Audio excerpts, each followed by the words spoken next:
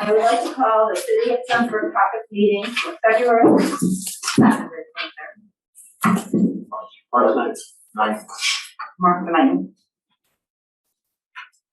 2021, to order at 7 p.m. The meeting is being held hybrid with council in person and public participation via Zoom due to the current COVID-19 statewide guidelines. Shannon, please call the roll. Ms. McFerrin? Here. Mr. Scafidi? Here. Mr. Bellin? Here. Mr. Fury? Here. Walker? Present. Mr. Barr? Here. Mrs. Stockton? Here. Do we have any presentations this evening? There were none. Are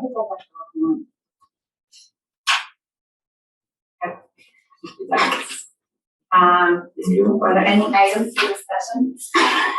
I would like the mayor to discuss his proposal about highlighting small businesses. Do that. So we've been talking about ways that we can kind of showcase small businesses in the city. And my executive assistant Anita kind of came up with a program. May is actually Small Business Month.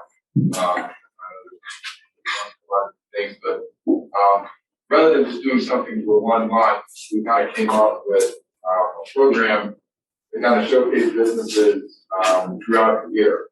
And what we'll do is we'll end up announcing it and having kind of an application process for the small businesses. Not really application, but more of just if you want to be part of the program, we're going to create, we're talking with Mark, creating some space on the website for the particular area of businesses we're going to focus on, whether it's restaurants or service industries and those kind of things. And they will provide us a logo. And it's just just a way to help our small businesses in a small way kind of recover from all that's happened in the last year, and just kind of showcase them and maybe give them a little different platform than we usually have in marketing, and just really kind of say thank you. So it's something that we're still working on all the details, but I think it's something that we're excited about, and hopefully it'll help some of the small businesses in town as we kind of go into this next year. Thank you. You're welcome. Are there any other items for discussion? Do you have any audience participation? There is none. Pending legislation. Ordinance 13, 2021. This is the third reading to approve items for the city auction. There was an updated list sent out last week with all the auction items. Everyone had a chance to review. And are there any questions? Ms. McFerrin, I do have one thing to add. You should have received an update in your box today. No new additions to the list, but there was notice that there were some items that were actually approved on the last one that were still hanging on this one. So the list is a little shorter, but nothing new is added. Thank you. Ordinance 14, 2021. This is the second reading for the permanent appropriations budget for 2021. Next week we'll read for the third time, and the emergency clause will be added so that we pass at the end of the month as required. Are there any questions? No. Ordinance 17, 2021. This is the second reading on the food truck regulations. Mr. Maestros made some changes from our discussions at the last meeting. Mr. Maestros, would you please go over these for us? Sure. So coming out of the last meeting, what I heard, there was some discussion we wanted to clarify as far as where these vehicles could be located, and what you'll see is changes to section 743.05. I made some changes specifically limiting what I will consider mobile food trucks where they can be located outside the special permit is in commercial districts. You can have a mobile food truck if you apply for a special permit, and if you're having a party or an event at your house, or say a street or block party or something specifically connected, or something at the square, an event. We have had in the past industrial businesses say I'd like to have a mobile food truck for our employees. We're going to have them here on a Friday. It's going to be in the parking lot. Those would be special permits, but otherwise they would have to be located in commercial districts.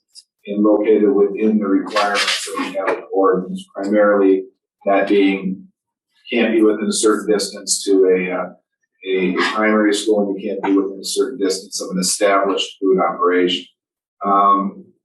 The other aspect that I heard was a concern that if we're going to allow them, are we going to allow them to be at any time, maybe in these commercial districts where they're allowed? And while we limit them, this is a further limitation in the language that I pulled here and put in that they, it's kind of a rolling 30-day look-back period, that they can't be located in the city for more than 10 out of any 30-day period.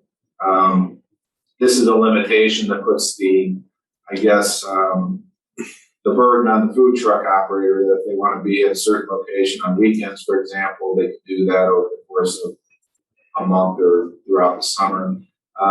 But it does significantly limit their viability. So I don't know if that would be such a limitation that it would preclude them altogether, but yeah, and that was the intent of that. Other than that, we have some restrictions as far as when they can be located within the city, that being 7 a.m. to 9 p.m. In the commercial districts, and then additional limitations on how long they could be out if it's a special event at a residence or an industrial district, as far as how many hours they could be there and the hours of the day. So if anybody has any questions, this is second reading tonight. I'll be happy to see if I can answer. Mr. Bureau? So I have not used a food truck in Twinsburg, but I'm aware that there is a coffee vendor that is parked out there pretty much 5 days a week. Weekends too? Yeah. 7 days a week. This limits him now to 10 days a month. It would. Okay, thank Wait, you. I just want to say thank you, Commissioner, for your additions and changes that you made. I think that's it's really restricts this type of business in the community, but also at the same time still allows them to operate. And I think we'll have much better control over this. So thank you. Mr. Allen? Yeah, thank you, Mr. Maestros, for your work on this. I appreciate it. Question on section, let's see, I guess it's on page 6 of the 8R documents, where it's talking about dispensing food or beverages limited to 8 hours. Is that different than there was another section in here that says, beginning of the day versus the end of the day. I guess I'm not understanding why the difference in language. The section you're referring to appears in the special events section. And so that would be if somebody's having a graduation party, for example, at their home, it's limited to 8 hours versus a 7 a.m. to 9 p.m. 14-hour period. That was a time frame that seemed a little more reasonable because it will impact when they're in residential districts, even if it's for a one-day party, it will impact neighbors. Okay, understood. So on page 6 in red, we're taking B out, or is that? Is red being removed?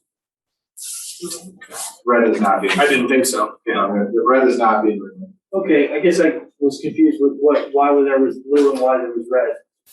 I think blue is just a change of verbiage. It could be a change from the original versus an addition, a straight up addition, a change, but it's. I mean, that's fine. I do have an issue with the limitations of the 10 days. I guess I don't, if food truck guy A wants to go and get up every morning at 6 a.m. and park his food truck 365 days a year, I don't have a problem with that. What if I'm trying to have a diner where I serve breakfast and coffee? I'm paying rent and it's the same. Well, I mean, I understand that, but that in theory, that food truck, we'll take the coffee guy as an example. I'm not saying this is him. He is licensed with the city. And if we take him as an example, I know he was paying rent, I believe, to Maceras Plaza. I guess I don't see it as, and I understand that we don't want to have empty retail with a food truck outside. I understand that. But if I'm understanding correctly, Mr. Maestros, in that scenario, every business would have to sign off to allow him to be there, specific to Maceras Plaza. We're talking about that one. If they're within 500 feet, so if, for example, you use Maceras Plaza as an example,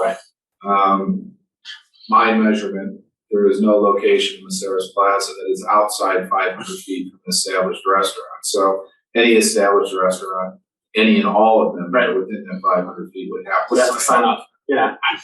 So I guess, yeah, I don't, if they want to get up and be there every day, I don't have a problem with that. I think the restrictions that were placed in this tried to capture a little bit of kind of both in terms of having, if the landlord works on an agreement with the food truck, one of the messages was we didn't want to interfere with our brick and mortar restaurant. So the 500 feet came into play, and we spent some time looking at where that would impact, and pretty much impact every shopping plaza we have in the city of Twinsburg. However, I agree with you. I think if they go through those steps, they get licensed, they get approved, and they get every brick and mortar restaurant in that plaza to sign off, I don't see the necessary for the limitation. But I mean, that's just my opinion. I mean, it's ultimately up to council, but I think it's a very restrictive ordinance the way it was written before and done so in a way that if they're going to be present, then there's going to be consent, universal consent around. Well, my thought was with the limitation is that, and not only in the Maceras Plaza, but you take Town Center, take any of the plazas that you have food truck or anything there. We've got empty businesses in all of these plazas. And so where is the investment in our community? And where's their motivation to go ahead and maybe rent a spot and let's fill up some of these empty stores and storefronts? I mean, if they can just pull up every day for a whole year and just pull in there and open up their side window and just serve people with no investment whatsoever, I just think that it's a way to combat some of this, and not that it's hurt it yet because we've only had two, but that's only the beginning. Okay, once you have two, I think it's going to continue to grow. And, these are very popular, and I'm not saying that they're not good. They're very good. I mean, I've eaten off of some really good food trucks, but to have them just go there permanently and not rent a space in empty plazas, I just think I just don't think it's a good thing for us.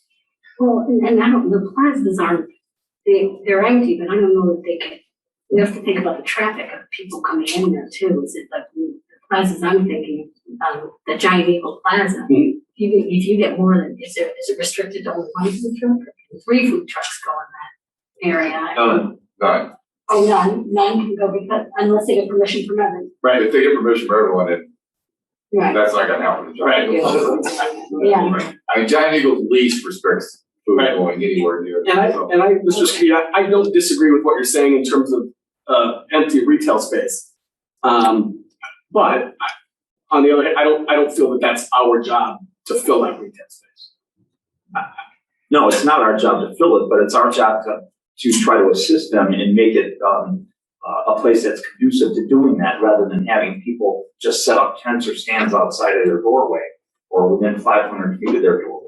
I don't know. I mean, we can agree to disagree. Yeah, that's fine. Yeah, but that was my thought, but just having them there. You pull one permit for $75 and you've got a whole 365 days worth of use at that spot. It just doesn't seem to make sense to me that, if it's really good for them, I guess they can do it every month. You can pull a permit every month. Is that correct, Mr. Maestros? The intent of the permitting process is for building department and fire department to do their inspection of the vehicle. All these vehicles have kitchens, they have to meet certain requirements. The fire department would do their inspection, and the building department would collect the information as far as making sure insurance is on file, making sure we have contact information and locations. So the permit would be for a year. We would do this annually, and that coincides with the county health department inspections that have to take place on these vehicles, So I understand, so the 1 year, permit that they pull, okay, that gives them the authority to go ahead and set out 10 days out of every month. That gives them the authority to be in the city of Twinsburg. Now, they have to comply with whatever we have on the books from a legislation standpoint as far as location, timing, you know, even if they're gonna come just for one event or just for Rock the Park, for example, they're gonna come to Rock the Park and set up, they still have to get a permit. We still have to do the inspection to make sure it's safe. And anybody said that saw these food trucks there last year, like I said, I think Daisy is probably the most exposed because that's our words. And we drive down there, but it started out as one food truck and started out with just coming and opening his awning. Then the next thing you know, he not only opened his awning, he had chairs out there. And then he had tables out there. Then there were picnic tables out there. I have no problem with the restrictions. Then the next guy opened up. And then he started the same, I think he just started out with a kettle corn, I think it was. Before the end of the summer, by the end of the summer, he had hot dogs, he had a huge menu out there. So, and I don't think it was a good appearance for our community to have these things out there constantly for a whole year. You wanna move around, take them up to Heinz Plaza, take them to Town Center, take them wherever else you can put them in. But I think that they should have been able. I think the residents enjoyed it They do. though. I think the Absolutely. residents really enjoyed it. Is there an area? I was off for a day when we shut Joe down and I thought the whole city was gonna implode. And I think a unique situation with the spot at least where, the hot dog and all that was, that landlord, I don't know him, but had zero occupancy because COVID had shut down everything. When it was approached that, hey, someone's gonna pay $500 to sit and do this, I was like, have at it, because I felt bad for the guy, because all the businesses have been shut down, hair salons and there, and I'm sure that they probably were limited resources to continue to pay rent during that time. But I think, that helped create, what this ordinance is. I think there's gonna be unique spots in the city that, first of all, they can actually get the permission of all the brick and mortar and then, physically be able to accommodate them, because right now, with brand new Mexican restaurant, there's nowhere food trucks can go really, they can get out of the parking restrictions and all that kind of stuff. And so, I think a lot of thought was gone in. I think a lot of thought went into this particular ordinance. And again, I think food trucks are, like you said, extremely popular right now. There's a different mindset on food trucks than just the old, what you see at the fairground back in the day. I think it's different. So, hopefully there's a happy meeting. So I think it's the right place and the right time. And I've only looked at other communities that are having problems with it. And it's for those reasons that they just come and park there and they're there permanently. And, I was hoping that we could prevent that. Is there a compromise, Mr. Furio, is there anything else So possible? before the 10 More than days, 10 it was, what was it? Before we put in 10 days, what was it? What was that? There was no limitation on how often it could be. So, do you go 20 days, just split the difference? Give So if I'm 14 looking for that days. coffee truck, how do I know how to find it if he's only gonna be around for 10 days? I don't know what days he's gonna be where. I would compromise and say 20 over a month, because it's still, you've got control. You could have it amended. I won't support that. Okay. For 14, Pardon me? for 14 days. Well, I think That's So what they you- are 10 days, 14 days, 20 days out of a month, so, I know that if they're gonna go to a location, the SWAT truck, for example, has a location on his truck. He does a lot of advertising and marketing, so that people know he's gonna be there, special, what he's doing. And I don't know that if the goal is to just shut down food trucks and not have them anywhere, I think, in essence, that you may be on the path to doing that if you start limiting the days. I can only be there 10 days a month, and I gotta tell all my customers, I'm gonna be here on this day to this day. It's But Yeah, he did a pretty good job of doing that this summer, Coffee Guy. Because anytime he was at an event, it was all over Facebook. You knew exactly where it was gonna be. I knew where he could tell people that he wasn't gonna be there. Yeah, you know, But the same thing, Consistency over. but that's the point, they don't wanna be, if you wanna be a food truck, you wanna be able to go different places, not necessarily park in one place. I mean, they could have following an award, I mean, you have following, and so on. I mean, so again, if the consensus is 10 days is too restrictive, 20 days is too much, I mean, it's 15 days of. I would still like to see us put in like a food truck park if we had somewhere to do it. That's Well, what I'm. we have Right now, impact of Cracker Barrel. no, the old, basically right now, the old school parking lot, we've kind of laid out what we can do there. It's outside of the 500 feet from anyone. We specifically made sure of that. We could probably set up four trucks there. We could bring up some picnic tables over from the golf course. So that particular area could be a designated city spot for food trucks. So is that not subject to the 10 days a month, or you're still subject to Well, 10 days a month? You're at that, so. If we do that, I think that impacts, I mean, if I were gonna set up a park, I think it would be a seasonal park, okay, from May to October. Yeah, May You wanna first. get, if you want one of those spots, you get one of those spots, and we maybe determine on how, trucks may, if there's a big demand, how they would come in and out, of those spots, but, I mean, I think it would be a neat area for the residents to enjoy, I do too. that different kind of, I mean, we could amend it right now to add that in case it should ever happen. Let's put it in. We have it in there. I mean, we have the ability to. Is it already in there, Dave? I didn't see David, it. what are your thoughts on that? Well, the limitations that we have certainly limit locations in the city of where these can go. The 500-foot limitation is going to significantly limit where these can go. And I looked at available places, and I think, while we may agree or disagree that property owners should be able to collect rent for these, I mean, what we're talking about is that if we say, well, it's okay if you come on city property only and have these, we're good with that, but we're gonna tell property owners that you can't have them. And that's why I tried to craft language that wouldn't apply to necessarily a specific property owner, but anybody that could meet those requirements. And if you look at it and say, well, 500-foot distance is a significant distance from another business, they won't be directly competing with them sitting in a parking lot outside their door. That was the thought in that. And whether that's city property or whether that's property owned by somebody else, if they meet those requirements, they can do it. If they chose to use city property, I mean, we can certainly say we're not going to charge any rent for that because we think it's a benefit to the community or benefit to the residents. And yes, you can be there. Does that eat into the 10 days?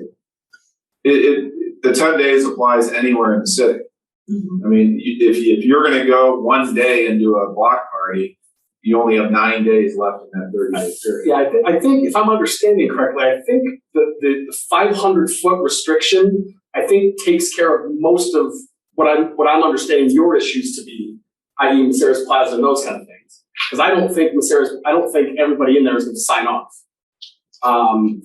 So that 500-foot restriction really limits this to very few places in the city of Twinsburg, if I'm reading this correctly. Like the old school parking lot, maybe back there by Kent State, maybe back there by Damon's. That's about it, right? Sure, speaking of something. Cracker Barrel. Yeah, the place in back of Cracker Barrel. That's Damon's, right? Yeah, I mean, I don't think that's 500 feet away. you're not 500 feet away from Wendy's or Cracker. Okay, so there's only two then, right? In what I'll call the center of town. The old school and KSU. If, I'm not sure the old school's there, because you've got that chicken place across the street and Starbucks. the old school is 500 feet away from any, and the Kent State parking lot, yes. There's certain portions of that would be. Okay, so I mean, really not, so any other food truck would have to have an entire plaza sign off. Correct. Well, you could have multiple food trucks Okay. in a location, Okay. so they don't have to be 500 feet away from another food truck, but No, really, yeah. you're exactly right. Okay, or it would fall under the special event category. So my question, if we did allow this on, the old school property, there is gonna be some maintenance involved, because they could do the mess, and who's gonna be responsible for? Yeah, we would have to provide a garbage receptacle, we'd have to provide, they generally provide on their own power, they bring, generators that they can use. I don't know if there's power available there. I mean, it may be something that we come up, that we can provide power rather than having generators running, we can provide power to them and, charge them additional fee to be part of that program to shut shop there. I think it would kind of neat. I mean, that's just my opinion. Have you been to the truck yard in Dallas? There's a lot of these actually restaurants where mobile trucks come in and they rotate every so many days. I'd say that 10 days. But it is it's an established. I mean, we could set it up with a 30-day rotation, and if you don't have people in line waiting, then they want to stay another 30 days, they can stay another 30 days. I mean, I think it would be kind of a neat offering to gather people in that, downtown area. And Maybe I'm the only one that's not understanding this, it's very possible.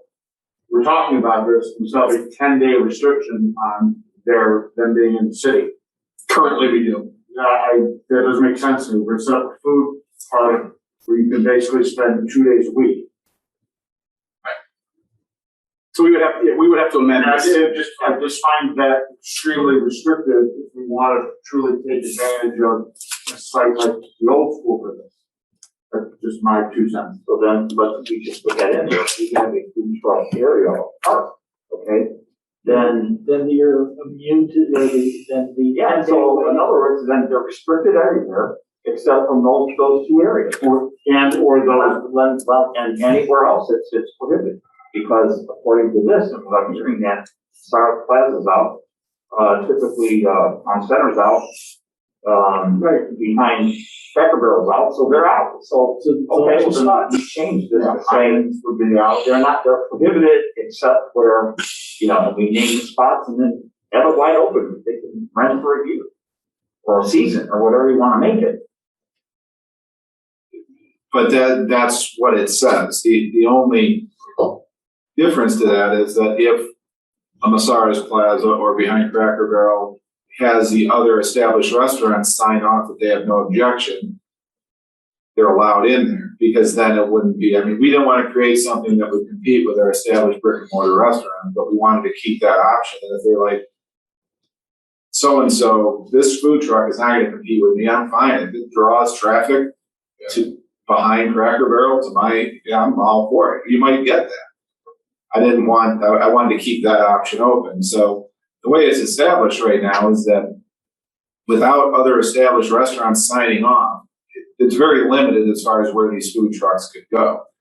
And it's a small handful of locations. So if you don't want to take away the time restriction of how often they can be there, it would simply be removing that 10 out of 30 clause, and everything else stays the same, and you're left exactly with what you're talking about. Okay, but again, we're talking about something we don't even have yet. We don't have a food truck park.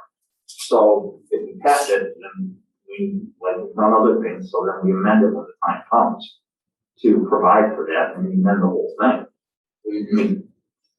I don't think we need official legislation or anything to do with the truck park.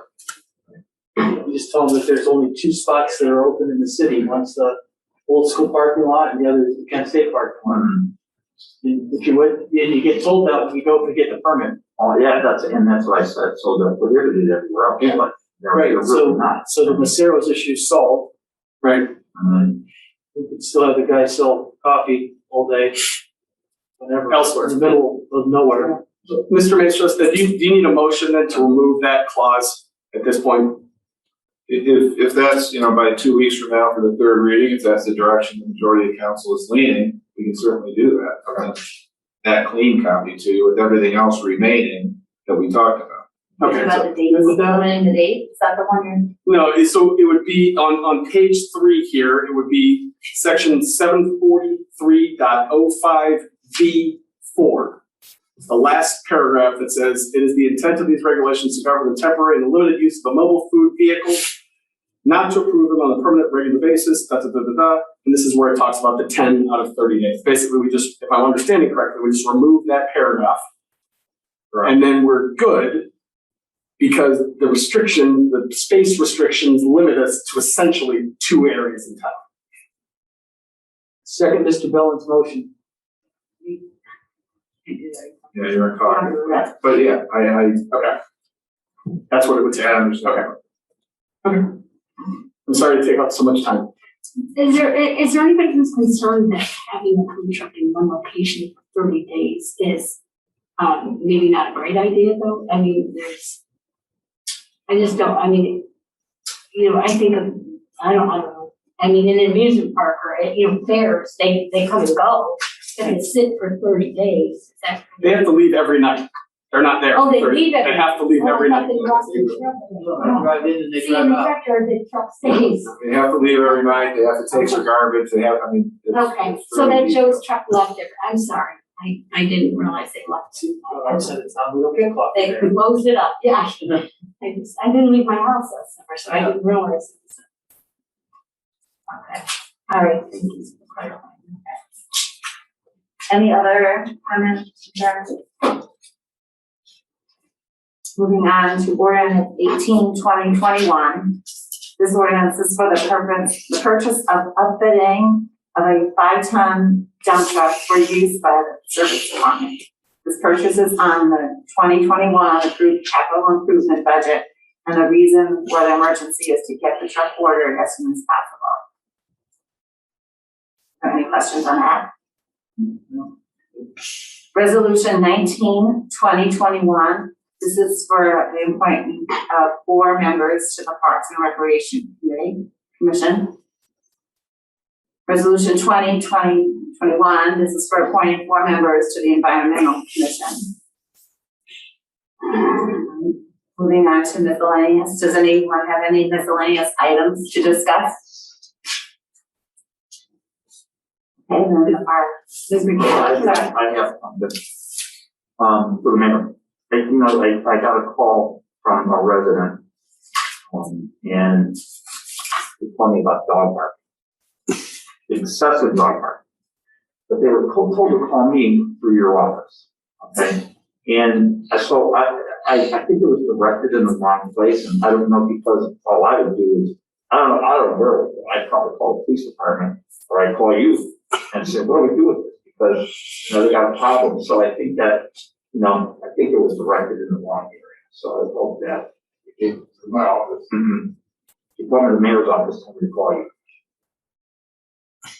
So, All right, I'll find out. yeah, if you would, Yeah. I appreciate it, but yeah, maybe you should look and make sure that I'm sitting there thinking, what am I gonna do with this call?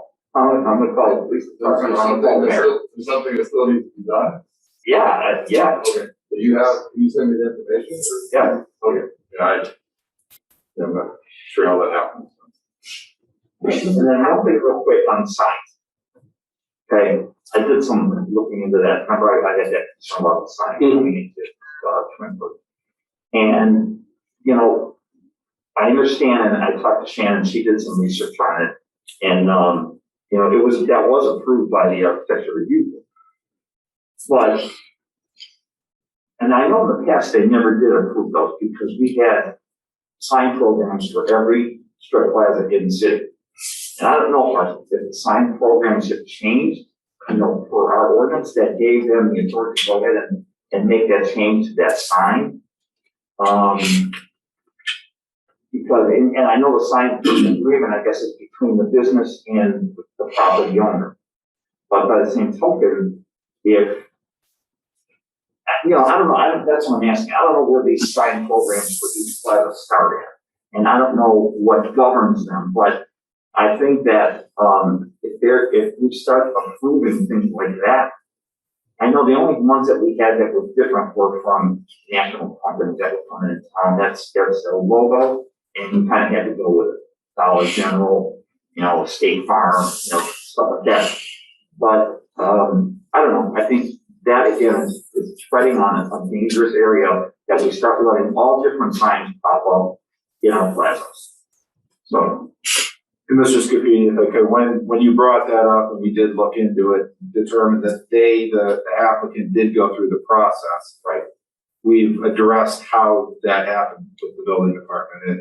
It's been addressed with them to make sure that there still are those sign programs. It's been addressed that has to be reviewed for each plaza. I mean, they have to be able to make sure it's in compliance. Right. So there was a mistake? There was a mistake made. We're still trying to determine on how it, but it was not the applicant's fault. The applicant didn't put the sign up on their own. They did go through Yeah, they go to the program. they did get approval. Yeah, I understand. So that's what I'm saying. I don't know where it's all began. It's on the cities and we have, I mean, we've talked to building about it and I think that we have a plan in place that they will be able to verify each sign application and address whether or not there's a sign program that applies to that address. That's All right, cool. Thank you. Well, Alan? I have a question. I've noticed in my area on Ravenna Road, there's, a lot of signs that says, man for hire. And then it lists the phone number. And then there's another sign, about painting and all of that. But, do they get approval from city? Can they put signs up like man for hire? Are they in the right of way? Yeah, it's down Ravenna Road. Right on the corner of Chamberlain and Ravenna, and I saw several of them. But it doesn't describe what we're hiring this man for. I mean, I'm looking for a painter, but when I see man for hire, I'm thinking, I'm not going I wouldn't have called anyway, but, can we allow things like that? That's questionable? Yeah, those are, I mean, this is a very seasonal time that businesses will just stick signs. They don't spend a lot of money for them, just like a campaign sign. They're gonna go and be stuck in a lot of different areas, and if we're out, our guys will pick them up and, either bring them back to the building department, they'll sit, because no one will pick them up, but, they don't come get permitted or anything like that, so, I mean, and, for us, we just try to regulate as much as we can and pick them up if we see them, if they're in the right of way and those kind of things, but, Right.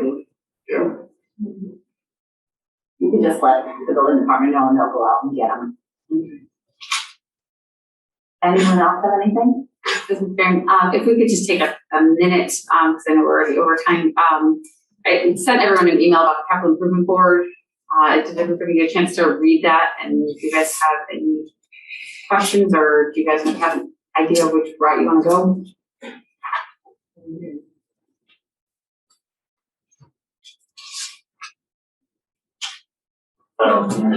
You and I discussed it already, and I know that there was a reason why it's set up like it is right now, with two people from it, with it work for, Yeah. and there's nobody from Ward One. It was more specific at one Right. point, we had a hard time getting people, so we took the wards off. I thought. still ward specific. Yeah, it was Ward specific, and I know we've had Ward One representatives in the past, but, and then, for us to wind up with two from Ward Four, I don't remember, there was a specific case, I think, that happened, or issue that happened. We had it when we districted and took people out of, we moved people Yeah, from when Joe wards. Zeitz and when, Dave Kleiman moved around, I think that's what changed, but I don't know how that changed my work, because neither of them lived in my work.